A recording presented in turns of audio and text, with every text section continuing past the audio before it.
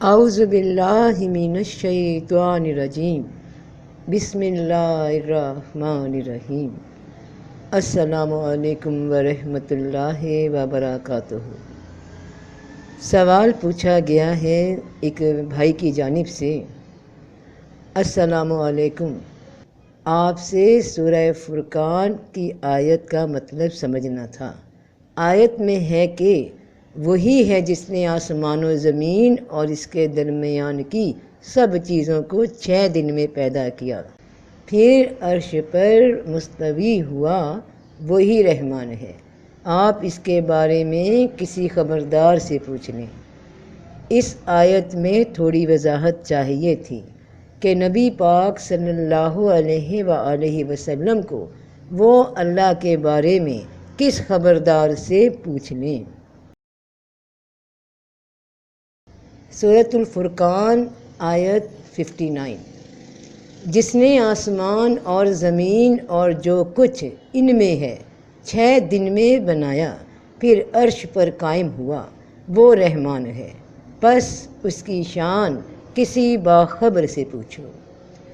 اس آیت کو سمجھنے کے لیے اب سورہ ہود کی آیت 49 دیکھیے۔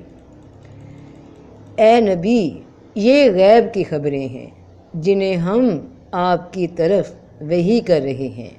اس سے پہلے نہ تو آپ ہی جانتے تھے اور نہ آپ کی قوم جانتی تھی، پس صبر کر، کیونکہ بہتر انجام پرہیزگاروں کے لیے ہے۔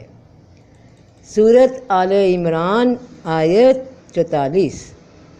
یہ غیب کی خبریں ہیں، ہم بذریعہ وحی تمہیں اطلاع دیتے ہیں، اور تو ان کے پاس نہ تھا جب اپنا قلم ڈالنے لگے تھے کہ مریم کی کون پرورش کرے، اور تو ان کے پاس نہ تھا جب کہ وہ جھگڑتے تھے۔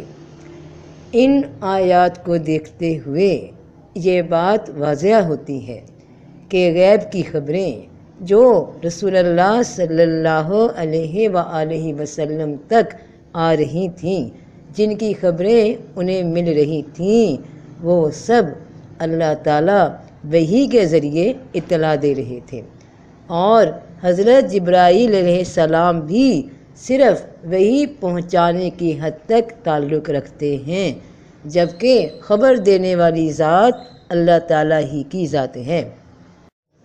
ایک شفیق استاد کی طرح اللہ تعالیٰ نے رسول اللہ صلی اللہ علیہ وآلہ وسلم کو خبریں پہنچائیں وحی کے ذریعے، اور انہیں گائیڈ کیا۔ قدم قدم پہ پورا قرآن موجود ہے۔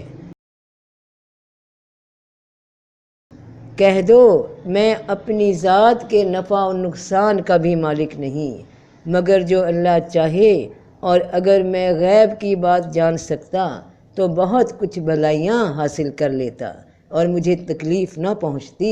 میں تو محض ڈرانے والا اور خوشخبری دینے والا ہوں ان لوگوں کو جو ایماندار ہیں۔ اسی طرح سورہ یونس میں اللہ تعالیٰ اپنے رسول کو گائیڈ کر رہے ہیں اور کہتے ہیں اس پر اس کے رب سے کوئی نشانی کیوں نہ اتری، سو تو کہہ دے کہ غیب کی بات اللہ ہی جانتا ہے، سو تم انتظار کرو، میں بھی تمہارے ساتھ انتظار کرتا ہوں۔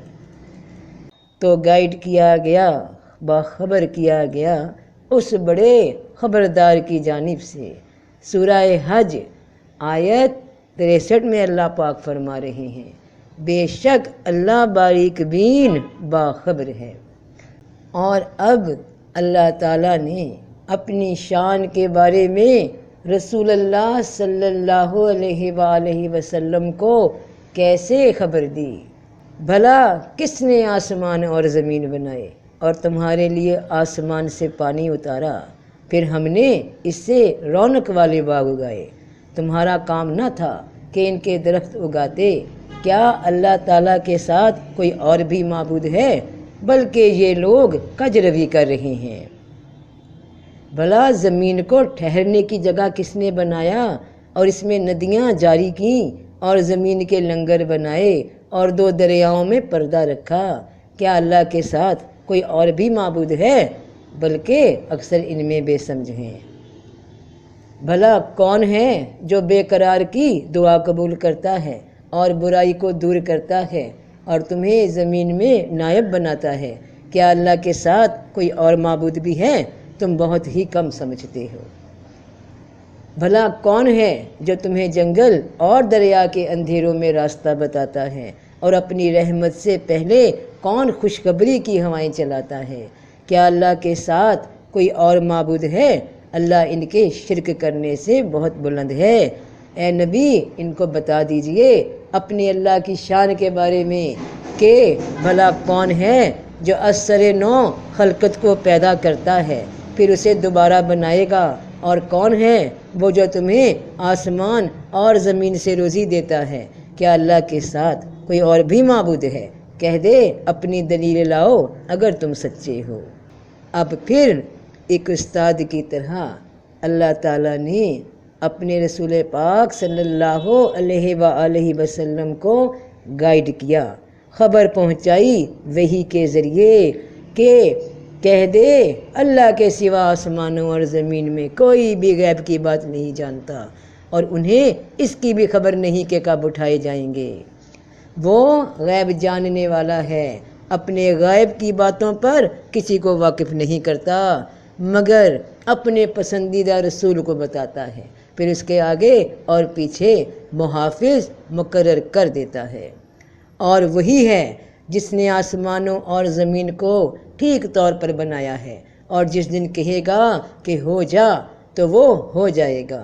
اس کی بات سچی ہے اور اسی کی بادشاہی ہوگی جس دن سور میں پھونکا جائے گا۔ چھپی اور ظاہر باتوں کا جاننے والا ہے اور وہی حکمت والا باخبر ہے۔ فی امان اللہ۔